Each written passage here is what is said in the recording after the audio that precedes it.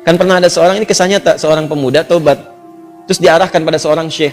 Begitu diarahkan di syekh itu, kata syekh, ini benar kamu mau tobat, kalau mau tinggal dengan saya terbatas, yang ada cuman kurma, minum air putih. Nggak apa-apa syekh, saya mau tobat, tinggal di situ sehari, 2 hari, 3 hari. Begitu 3 hari setan datang. Kadang-kadang setan itu datangnya kepada orang tobat gak seketika, nanti beberapa waktu diarahkan dia kepada maksiat.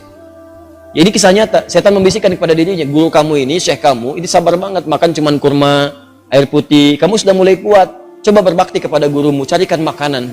Bagus awalnya, keluar dia carikan makanan. Begitu keluar nyari-nyari nggak dapat, lompat tetangga, bakat malingnya dipakai lagi, naik bakat pencurinya, nggak dapat, lewat lagi. Begitu rumah kedua, belum manjat sudah mencium bau enak, bau makanan. Manjat dia ke atas tembok, begitu manjat lihat ada tungku, ya, di situnya di atasnya kemudian ada satu panci, ya. Kemudian dia ke situ, begitu dibuka, Allahu Akbar, 3 terong, enak banget kayaknya baunya, yang sudah matang.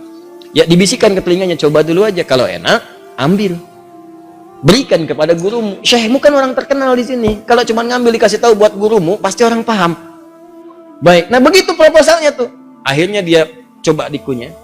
Begitu dikunyah kemudian, nah karena dia sudah tobat, itu ada petunjuk di hatinya. Jadi kalau orang sudah bersih itu kemudian berbuat maksiat, nanti ada yang namanya burhan mirabbi. Ya, petunjuk Allah, seperti Nabi Yusuf menerima burhan, ini salah. Ya, cahaya kebaikan yang diberikan oleh Allah kepada seseorang yang tergerak berbuat maksiat. Di hatinya mengatakan jangan lakukan itu salah. Nah dia begitu, jangan lakukan itu keliru, itu salah. Begitu mendengar suara tadi dia muntahkan, ini kisahnya tadi, muntahkan seketika. Dan dia lari. Dan dia ingin ceritakan kepada gurunya bahwa dia telah berbuat salah. Dia pengen dituntun, salah saya pengen tobat. Balik lagi. Begitu balik lagi ke tempat gurunya, qadar Allah, begitu pulang ke masjid gurunya, ternyata gurunya sedang berhadapan dengan seorang perempuan. Di luarnya ada bapaknya nunggu, seorang laki-laki tua. Begitu sedang berhadapan, lihat anak muda tadi dipanggil, ya bunaya ta'al, anak sini, sini. Ya, begitu datang, diceritakan sama gurunya, ini ada seorang perempuan datang pada saya, dia baru ditinggal wafat oleh suaminya, selesai masa iddahnya, dia datang pada saya untuk dicarikan jodoh. Saya tawarkan pada kamu, maukah engkau menjadi jodohnya? Nah, kalau anda dalam situasi seperti itu tuh, udah datang mau tobat, masuk masjid ada durian tuh kan? Wah, perempuannya cantik, tinggal wafat kemudian oleh suaminya, belum ada keturunan dan seterusnya, baru aja menikah, selesai masa iddah, ditawarkan pada anda, mau nggak? Lalu laki-laki ini berkata, guru, saya khawatir tidak bisa memberikan apa yang membutuhkan, saya saja kesini numpang. Apa jawab gurunya? Kamu nggak usah khawatir, dia diwarisi harta yang sangat banyak, dia kesini hanya mencari pria soleh yang ingin jadi suami yang mampu membimbing dia ke surga. Kira-kira kalau ada jawaban seperti itu, apakah anda bersedia atau tidak menolak sama sekali? Baik, maka sama seperti anda, diterimalah kemudian lamaran itu. Ternyata bapak tua tadi yang di luar, bapak si perempuan tadi, dibawa ke dalam, kemudian diakadkan. Setelah selesai pulanglah ke rumah. Kisah belum berhenti, begitu keluar rumah digandeng erat tangannya tuh, jalan lewat ke rumah tadi yang naik pagar itu. Ya, dia udah dagdikduk tidak karuan, dagdikduk rumahnya ini bukan, dan alhamdulillah ternyata bukan, lewat. Begitu di rumah yang terong tadi, dia percepat jalannya. Begitu dipercepat, maka terasalah kemudian ada rem di tangannya dari istrinya tadi. Dipegang tangannya, zauji, ada apa itu nak? Sayang, ini rumah kita katanya. Rumah terong tadi.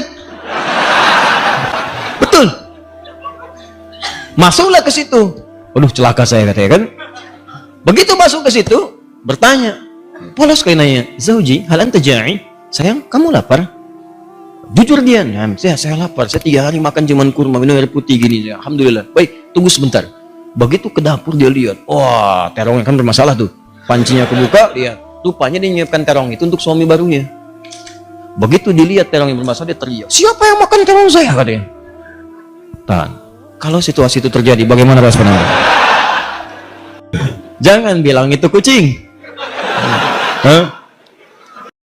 Lalu tiba kemudian tergeraklah hatinya datang. Perhatikan kalau rumah tangga seperti ini, nikmat kehidupan dunia tuh.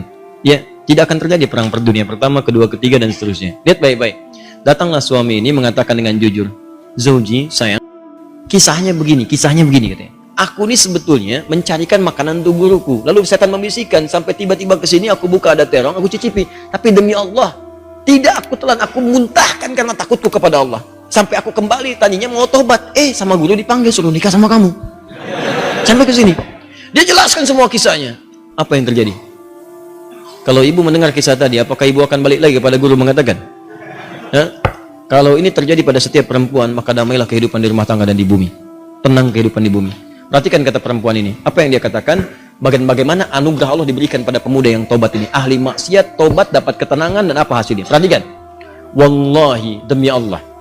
Secuil terong yang kau muntahkan karena Allah itu, maka Allah ganti dengan seluruh terongnya, panci tempat terongnya, rumah tempat terongnya, plus pemilik terongnya. Wallahi, secuil terong yang kau muntahkan karena Allah itu, maka Allah ganti dengan seluruh terongnya, panci tempat terongnya, rumah tempat terongnya, plus pemilik terongnya.